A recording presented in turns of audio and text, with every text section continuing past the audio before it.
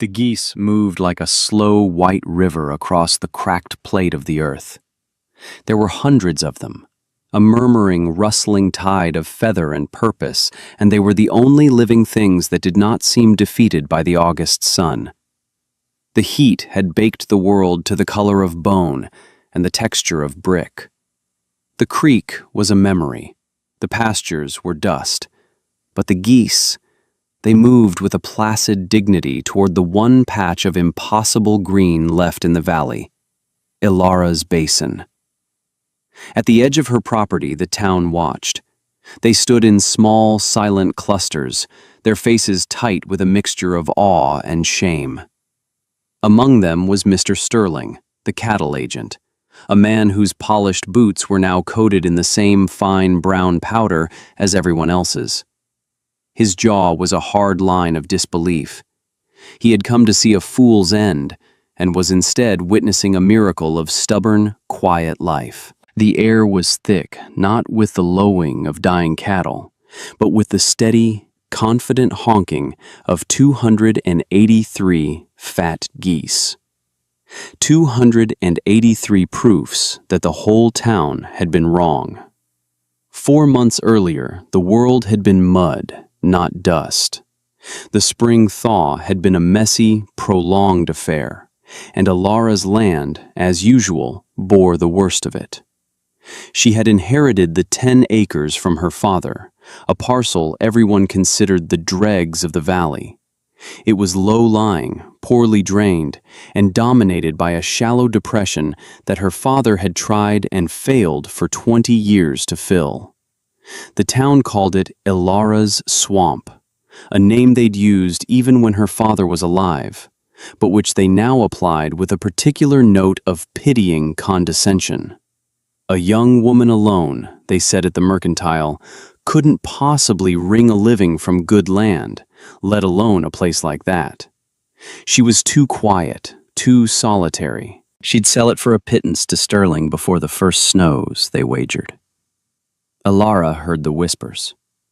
She bought her flour and salt, met their eyes with a stillness that was not defiance so much as a deep, unshakable patience, and returned to her small, sturdy cabin. She did not mind the basin.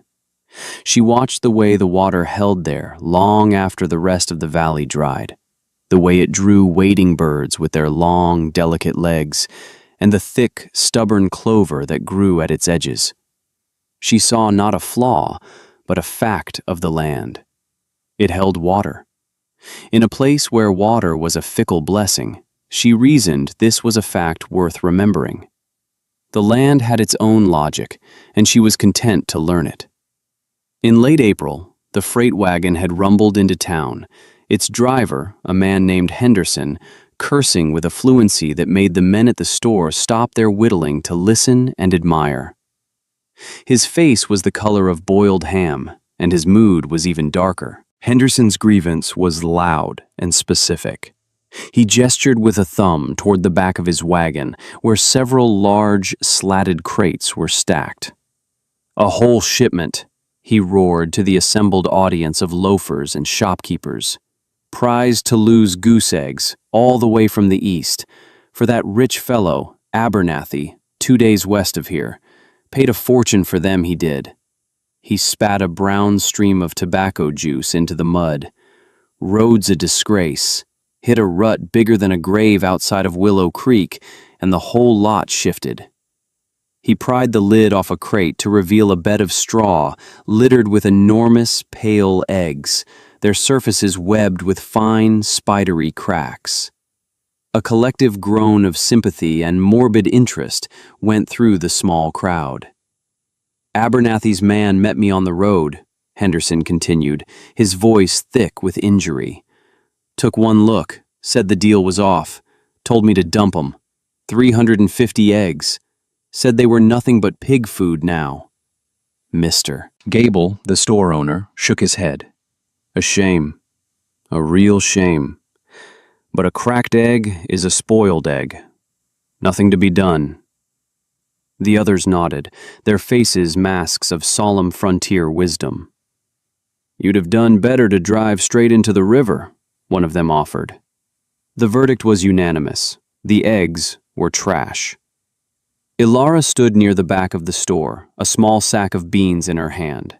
She had heard the shouting and had watched Henderson's performance. She did not see trash. She saw potential, fractured but not extinguished. She had grown up watching her grandmother mend broken things, china cups with milk and patience, a bird's wing with sugar water and a splint. She knew that a break was not always an ending. She waited. She watched as Henderson, with much theatrical sighing, had two boys help him haul the crates to the ditch behind the mercantile. He tipped them over, spilling the delicate, damaged cargo into the mud and weeds. Then he stomped back to the saloon to drown his frustrations. Ilara finished her purchase, her face betraying nothing. She walked not toward her own wagon, but around the back of the building. She knelt in the damp earth, her fingers gently probing the discarded eggs. Most were not shattered. The cracks were fine, like pencil lines on porcelain. She could save them. She found Henderson in the saloon, nursing a beer. She stood before him, a small, plain figure in a worn dress. "Mr. Henderson," she said, her voice quiet but clear, "I can clean up that mess for you behind the store. I'll take the eggs off your hands." He squinted at her, his mind slow with drink and grievance. Then a slow grin spread across his face and he laughed, a loud, booming laugh that made the other men at the bar turn and stare. "The eggs? Girl, what in God's name for? They're spoiled." "I have pigs," she lied. It was a small, necessary lie. A shield against a curiosity she did not want to invite. "They're not picky." The saloon erupted in laughter. The idea was absurd. Ilara, the quiet girl with the swampy land, hauling away broken eggs. "Well, I'll be," Henderson chuckled, wiping his mouth. "Knock yourself out. Saves me the trouble." She nodded once, turned, and walked out, the sound of their amusement following her like a cloud of flies. The journey home, with her wagon carefully loaded with the heavy crates, was a gauntlet of public opinion. They called it Ilara's Folly before she was even halfway to her property line. She heard the name drift from porches and barn doors. She felt their eyes on her, the weight of their collective judgment. She did not look at them. She looked at the road ahead, her hands steady on the reins, her mind already on the work to come. The arithmetic had begun. 350 chances. That was not folly. That was a start. By the time she got the last crate into the relative cool of her barn, her arms ached and her back was a single, solid knot of pain. The sun was setting, casting long, golden fingers of light through the gaps in the barn walls. She lit a lantern, the hiss and glow pushing back the deep shadows. The air smelled of hay and damp earth and the faint, chalky scent of the eggshells. She sat on an overturned bucket and began the real work. The arithmetic was the first step, the stark accounting of her chances. She laid the eggs out carefully on old flour sacks, her touch as gentle as if they were made of blown glass. She sorted them into 3 piles. The first was small, the eggs that were truly shattered, their contents leaking, the delicate inner membrane torn. There were 27 of them. A loss, but a manageable one. The second pile was for the eggs with hairline fractures, cracks so fine she had to hold them to the lamplight to see them clearly. The third, and largest pile, was for those with more significant but still clean breaks.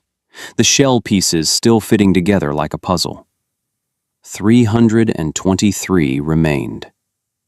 Her heart beat a steady, hopeful rhythm. It was more than she had dared to imagine. She worked through the night, her world shrunk to the small circle of lantern light.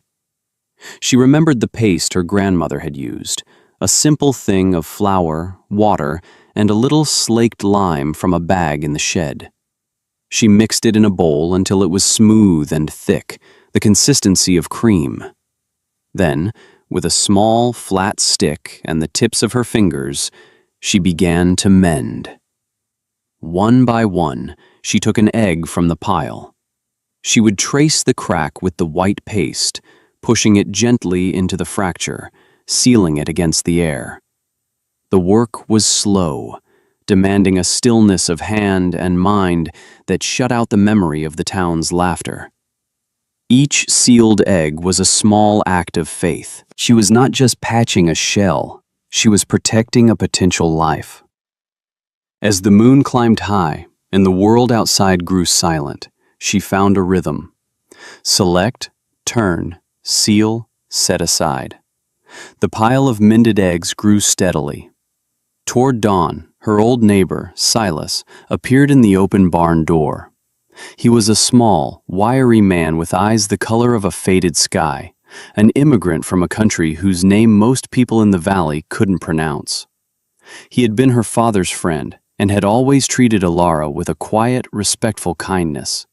He did not mock. He never had. He stood for a moment, his gaze taking in the scene. Alara, exhausted and smudged with flour paste, surrounded by hundreds of eggs gleaming in the lamplight. He walked over, picked up one of the mended eggs, and turned it over in his gnarled hands. He nodded slowly. "Your grandmother did this," he said. His voice was soft, with the lilting accent of his homeland. "For the robin's eggs that fell from the nest." "I remember," Alara said, her voice hoarse. "I hope it works." Silas set the egg down gently. "A crack is not a death, Alara," he said, the words simple but landing with the weight of a proverb. "It is just a place where the light gets in differently, or the life gets out." He looked around the barn, his experienced eyes assessing the space. "They will need warmth and humidity, consistent." He pointed toward the back of the barn, where the floor sloped down toward the basin. "There. The ground is damp. It breathes moisture. We will build the boxes there." And so he helped her. For the next 2 days they worked together, building long, shallow wooden troughs, insulating them with packed straw and old blankets. They were creating a massive, homespun incubator, using the natural properties of her scorned land as an ally. They laid the eggs inside, nestled in the straw, and Silas showed her the patient, repetitive labor that would follow. The turning. 4 times a day, every egg had to be gently rotated a quarter turn to keep the yolk from settling and sticking to the shell. "You are their mother now," Silas told her, his hand on her shoulder. "You must be as reliable as the sun." The work was her entire world now, turning, watching, waiting. The town and its judgment faded into a distant hum. The weeks that followed were a quiet testament to patience. Alara's life fell into a simple, demanding rhythm, dictated by the needs of the fragile lives in her barn. She rose before the sun, her first act to turn the eggs.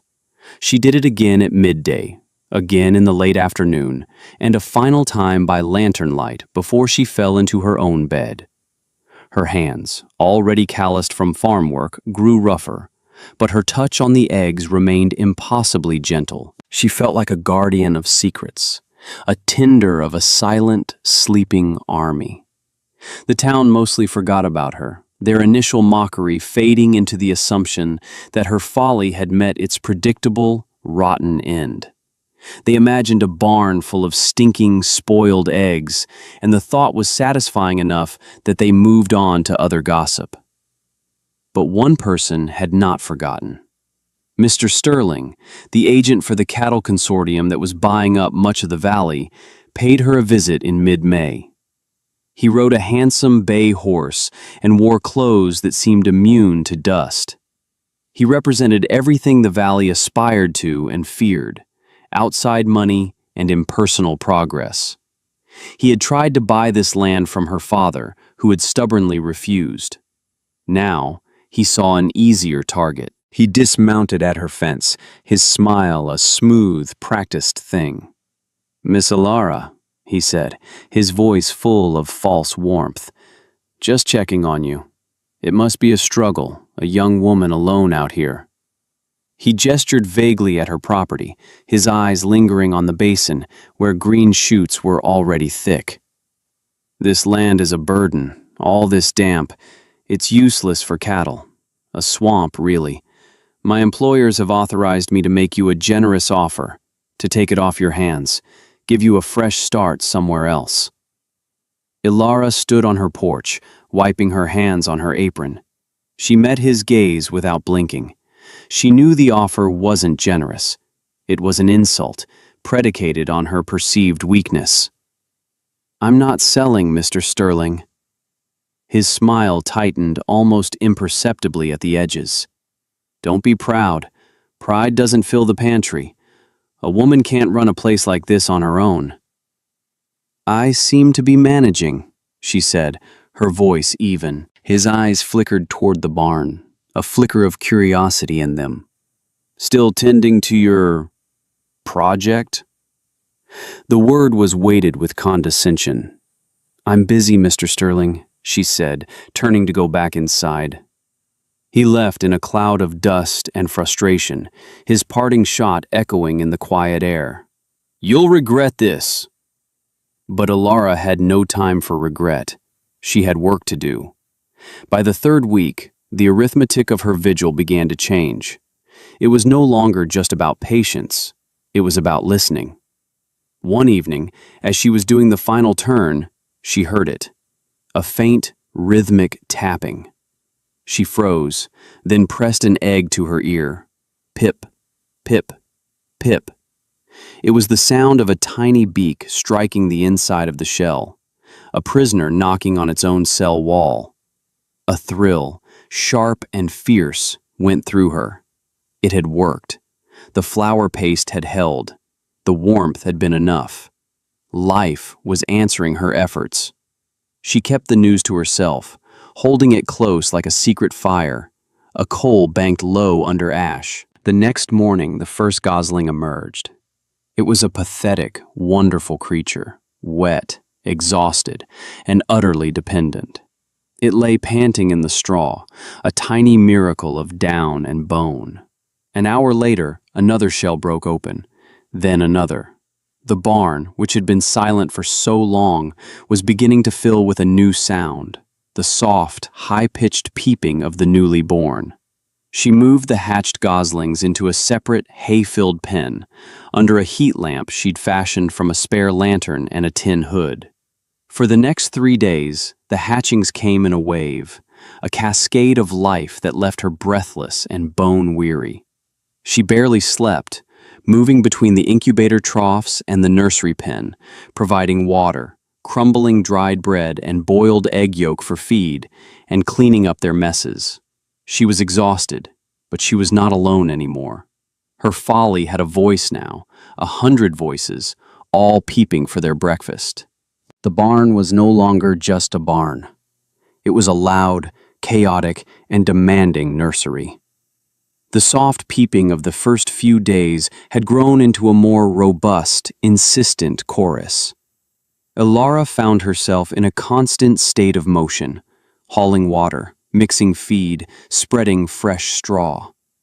The goslings were growing at an astonishing rate, their initial wet down giving way to a soft, gray fuzz. They were voracious, clumsy, and utterly captivating. She had managed to hatch 283 of them. The arithmetic of her success was staggering. From the town's trash, she had pulled a flock. One afternoon, a stray dog sent a young boy scrambling over her fence. It was Leo, the son of a farmer named Harris, who was one of the loudest voices of mockery at the general store. Leo was a quiet, observant boy of about 10, with perpetually scuffed knees and wide, curious eyes. He had not come to mock. He had come in pursuit of his dog, but he froze when he peered through the open barn door. His mouth fell open. He didn't see Ilara's folly. He saw a sea of tiny, living birds. He saw a wonder. Ilara, expecting scorn, was surprised by the look of pure astonishment on his face. Are they all yours?" he whispered, as if in a church. "They are," she said, her voice gentle. He took a hesitant step inside, his gaze sweeping over the bustling pens. My pa said the eggs were all rotten. He said you were foolish. He said the word as if it tasted bad in his mouth. Sometimes people are wrong, Alara said simply. Leo reached a hand over the pen, and a particularly bold gosling immediately pecked at his finger. He laughed, a real, delighted laugh. Can I help? He asked. Please? From that day on, Leo became her silent partner. He showed up every afternoon after his chores were done, his initial awe settling into a steady, reliable helpfulness. He had a natural touch with the animals. He never moved too quickly, never spoke too loudly. He seemed to understand their rhythms instinctively. He began to give them names, a task Alara found overwhelming. The biggest and boldest gosling, who always pushed to the front of the feed trough, he christened General. A small, scrappy one with a slightly crooked leg became Hoppy. He named the whole flock, creating a vast and complicated social order that existed only in his mind. For Leo, the son of a man struggling to keep a small farm afloat, a boy with 4 older brothers who paid him little mind, Alara's barn was a revelation. It was a place where he was not just another mouth to feed, but a vital contributor. He had a purpose. He told no one, not even his father. The flock was their shared secret, a world they tended together. As the goslings grew, Alara began letting them out of the barn during the day. They would pour out into the sunshine, a chattering, tumbling wave of gray and white, and head straight for the basin. There they feasted on the thick clover and tender grasses that grew in the damp soil. They swam in the shallow pools, preened on the banks, and grew strong and heavy. They were converting the very feature of her land that everyone had called useless into meat and feathers. The basin, her supposed swamp, was the engine of her secret prosperity. While the rest of the valley began to worry about the coming summer, Alara watched her flock thrive, their honks and calls a constant, living music in the quiet air. She was still alone in the town's eyes, but she did not feel it. She had her work, her flock, and her small, fiercely loyal friend. The sky was the first sign. Day after day, it remained a vast, empty canvas of pale, pitiless blue. The fluffy clouds of May gave way to the high, thin wisps of June, which in turn vanished entirely, leaving a sky that seemed to have forgotten how to make rain. A sky with no memory, Silas called it one evening, leaning on her fence and looking west. It does not remember what it is to be heavy with water. This will be a hard summer, Alara, for everyone. He was right. The change was slow at first, then terrifyingly fast. The verdant green of spring faded to a dull yellow green, then to the color of old straw. The mud in the wagon ruts hardened, cracked, and turned to powder. The valley's main creek, usually a reliable source of life, shrank from a boisterous stream to a sluggish trickle, then to a string of stagnant, disconnected pools. For the cattlemen and farmers of the valley, the world began to tilt into desperation. The common grazing lands, which supported most of their herds, were the first to go. The grass became brittle, then vanished, leaving behind bare, cracked earth. The price of hay, shipped in from greener counties, doubled, then tripled. Men like Leo's father, Harris, who had laughed at Alara's eggs, now stood staring at their thin, listless cattle, their faces etched with a deep, consuming anxiety. The talk at the mercantile was no longer of town gossip or Alara's folly. It was of water rights, failing wells, and the rising cost of survival. Mr. Sterling was a constant presence, his bay horse seen everywhere. He was no longer making offers to buy land. He was talking to the store owner about liens and foreclosures. He circled the valley's misfortunes like a vulture, his practiced smile now looking more like a predator's grin. But on Alara's 10 acres, a different story was unfolding. The basin, the shallow depression that had earned her so much scorn, was now her salvation. While the surface of the land was as cracked and dry as anywhere else, the basin held its moisture deep within the soil. It acted like a giant sponge, slowly releasing its stored water. A broad circle of lush green clover and deep-rooted grasses still flourished around its edges, an oasis in a growing desert. Her geese were magnificent. They were unbothered by the heat. They spent their days foraging on the endless supply of greens, swimming in the cool, muddy water of the basin, and growing fat. Their white and gray feathers gleamed in the harsh sunlight. They required almost nothing from her. No expensive hay, no carefully rationed water from a failing well. They were living off the singular, stubborn abundance of her land. The arithmetic of her life had inverted. It was no longer about her own survival, but about the stark contrast between her quiet prosperity and the town's encroaching ruin. When the men from town rode past her property, they no longer laughed.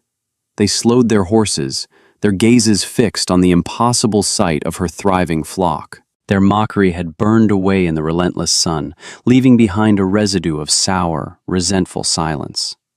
They looked at her fat geese, then at their own gaunt cattle, and the comparison was a bitter pill.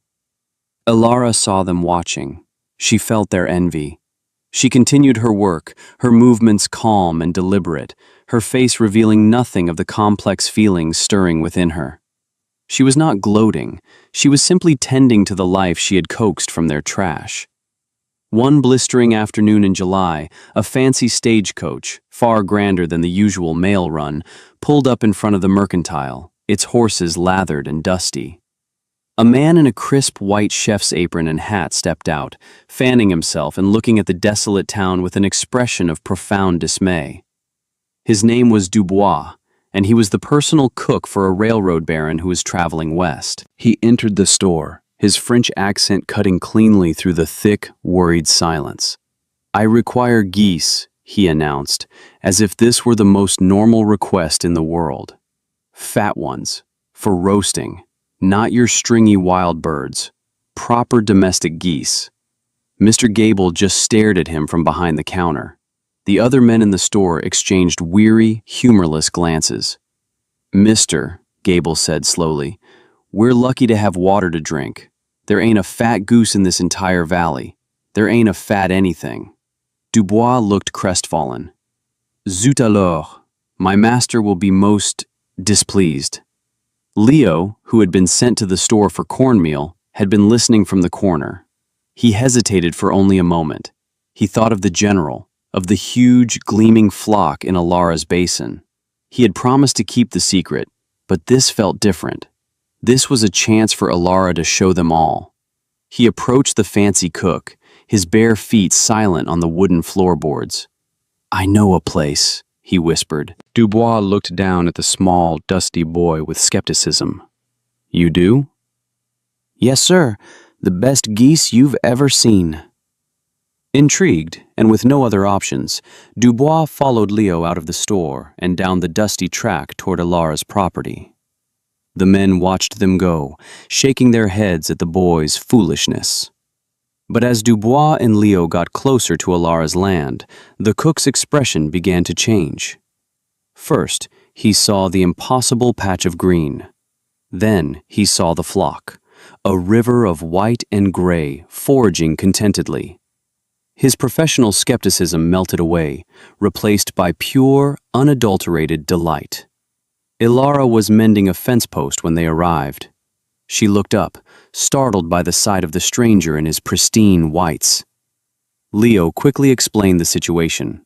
Dubois, barely listening, walked toward the flock, his eyes alight. He moved with the confidence of an expert, his gaze assessing the birds' weight, the quality of their feathers, the breadth of their chests. "Magnifique," he breathed, his accent thick with genuine reverence. He turned to Alara. "Madame, these are the finest Toulouse I have seen since leaving my home in France. Truly." He reached into his coat and pulled out a leather pouch. I will take 5, and I will pay you $2 silver for each one." A collective gasp would have gone through the mercantile had they heard the offer. $10 silver. It was more than Sterling had offered for an entire acre of her land. It was a fortune in a town where credit was tight and cash was nearly non-existent. Alara looked at the man, then at Leo, who was beaming with pride. She nodded. "All right." As she and Leo separated 5 heavy birds from the flock, Dubois watched, his admiration growing. He paid her in heavy, gleaming coins, which she wrapped in a piece of cloth and tucked into her apron pocket. The weight of them was solid, real. It was the first tangible proof of her vindication. "I will be back through this way in a month," Dubois said as he prepared to leave. "I will buy all you are willing to sell. You, madame, are not a farmer. You are an artist." He left, leaving Alara and Leo standing in the quiet afternoon, the silver coins a warm weight in her hand. The secret was out now, not as a rumor or a joke, but as a hard, shining fact. The folly had a price, and it was a high one. August arrived like the open door of a furnace. The heat was no longer just a discomfort. It was a malevolent presence that cracked the earth and withered the very leaves on the trees. The town's main well, which had served the community for 50 years, ran dry. The creek bed was now a fissured gray scar on the landscape. The last of the cattle were either sold off for pennies on the dollar or lay dying in the dust. The faces of the people in town were drawn and thin, their eyes holding the dull, hollow look of those who have forgotten what it feels like to be full. The mockery that had once been directed at Alara was a distant memory, a foolish luxury from a greener time. Now, the silence that fell when she entered the mercantile was thick with a new emotion, a desperate, resentful envy. They saw her, her skin browned by the sun, but her body not yet thinned by hunger, and they knew she had what they had lost.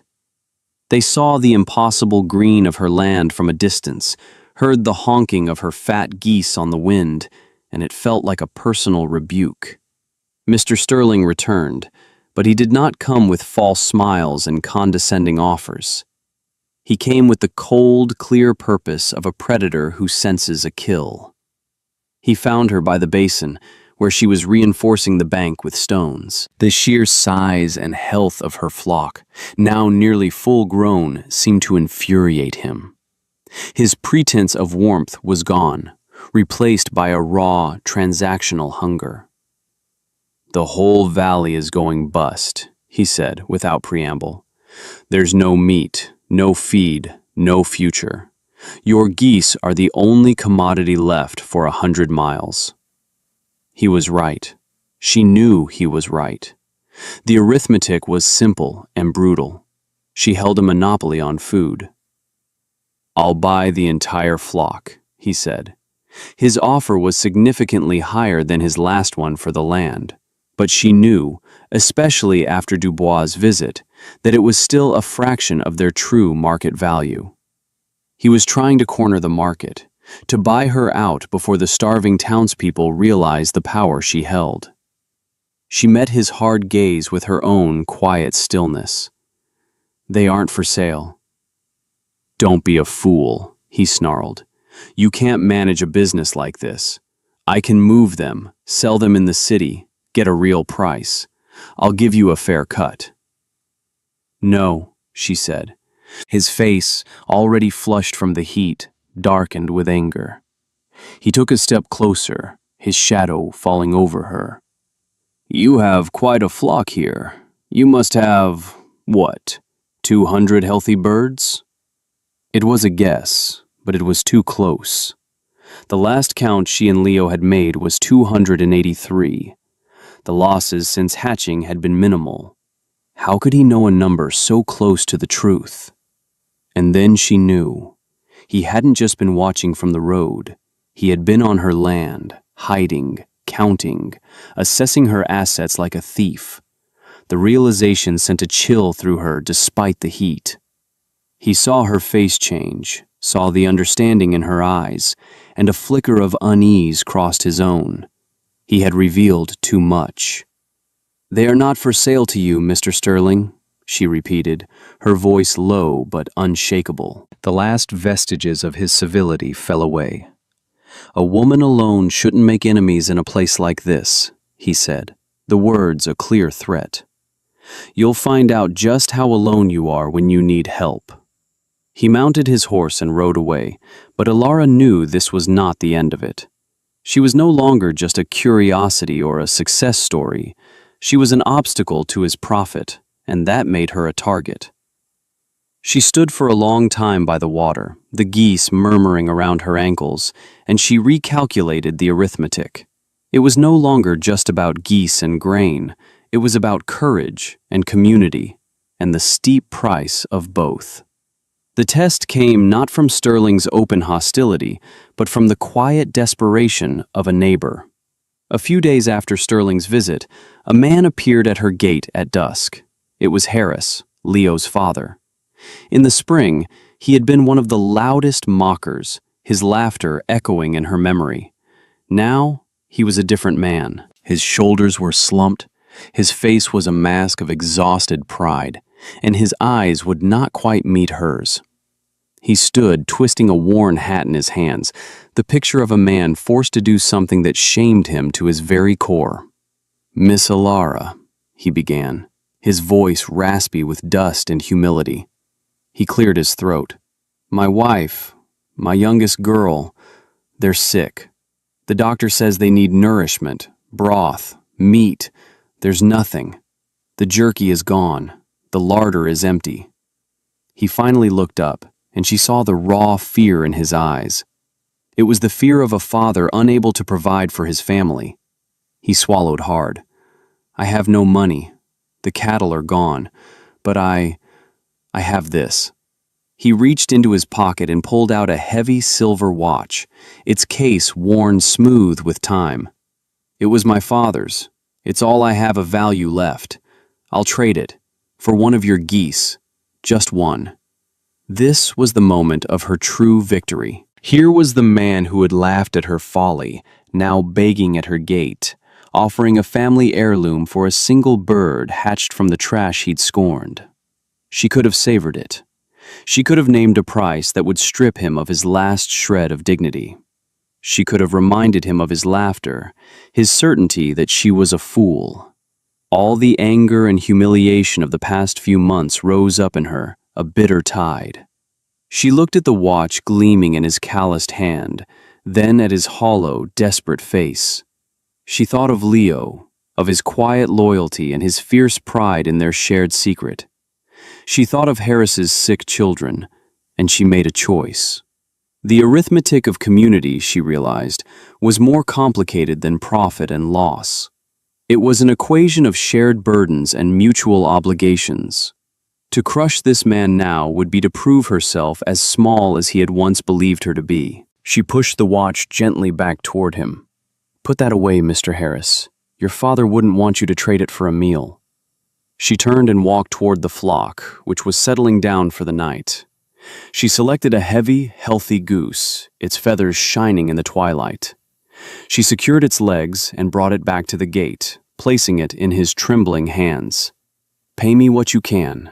When the rains come and things are better," she said, her voice soft. "Go home and feed your family." Harris stared at her, his mouth working but no sound coming out. Tears welled in his eyes, cutting clean paths through the grime on his cheeks. He could only nod, a gesture of profound, unspoken gratitude.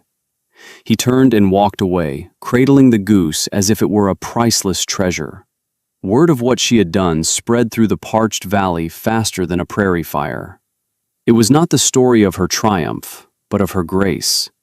It was a story of generosity in a time of desperate scarcity. The next day, 3 more families came to her gate. They did not come with prideful offers of heirlooms, but with honest statements of their need. She met each one with the same quiet dignity. She set a price, but it was not the exorbitant rate Dubois had paid. It was a fair price, one she knew they could meet when their fortunes turned. She bartered, trading geese for promises of winter firewood, for sacks of flour from last year's harvest, for skilled labor to repair her roof and reinforce her barn. She was not a profiteer. She was a neighbor. With every transaction, she was weaving herself back into the fabric of the community, not as an outsider to be mocked, but as a provider to be respected.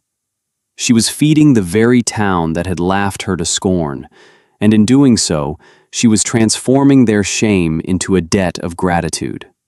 The climax arrived not with a thunderclap, but with the dry rustle of official papers. Sterling, enraged at being cut out of the valley's only remaining economy, decided to use the law as his weapon. He arrived one morning not alone, but with Mr. Davies, the timid and easily influenced town assessor. Sterling's argument was clever and cruel. He claimed that Alara's basin was not private property, but was fed by an underground spring that was part of the common watershed.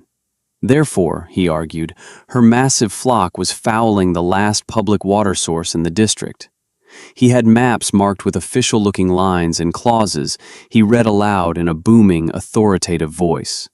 He demanded that Davies declare her use of the water illegal and impound the flock on behalf of the town's creditors, who were, of course, represented by Sterling himself.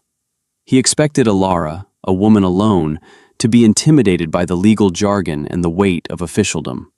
He expected the townspeople, hungry and broken, to side with him for a share of the spoils.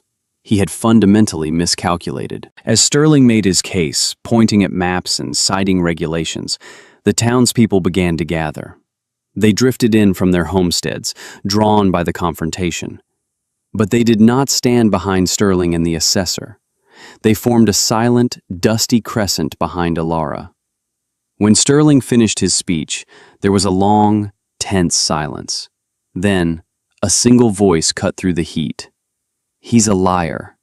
It was Harris. He stepped forward, his face no longer shamed but filled with a new, hard-won authority.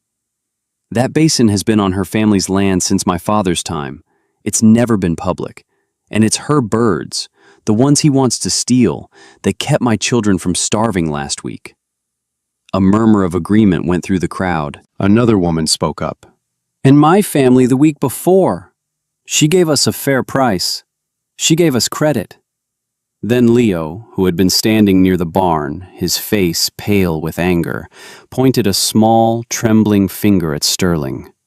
"He's the one trying to steal the water. I saw his men 2 nights ago up the ridge. They were digging a ditch, trying to divert the feeder creek away from Alara's land." The accusation hung in the air, heavy and damning. Several men immediately turned and headed up the ridge. Sterling's face went white. He had been caught, his greed laid bare for all to see. The men returned minutes later, their faces grim. "The boy's right. There's a fresh ditch up there, half dug."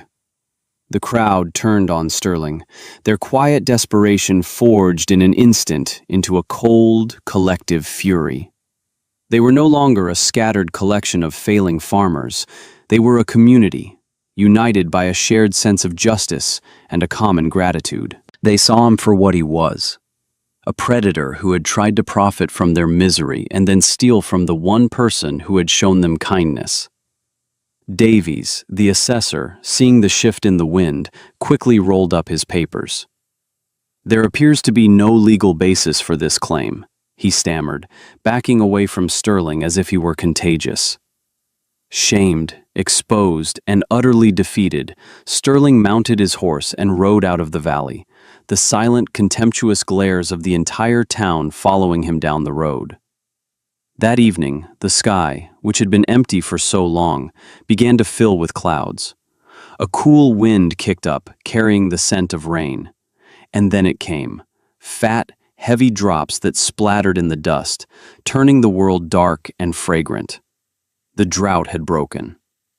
The rains continued for 2 days, a soft, steady baptism that soaked into the grateful earth. When the sun finally emerged, it was into a world washed clean, a world of vibrant greens and new beginnings. Alara's flock was the foundation of the town's recovery. She was no longer Elara's folly, or a woman alone. She was Elara, the woman who had seen life in what was broken, the one who had chosen generosity when she could have had revenge. She was the quiet, stubborn heart of their survival. Months later, as the first snows began to dust the valley, Silas came to visit. He stood with her, watching the geese, now a vast and permanent feature of the landscape, foraging in the healthy pasture. He smiled, his eyes crinkling at the corners. "You see?" he said, his voice full of a warm, quiet satisfaction. He picked up a stray white feather from the ground and handed it to her. "A crack is not a death. It is how the life gets out."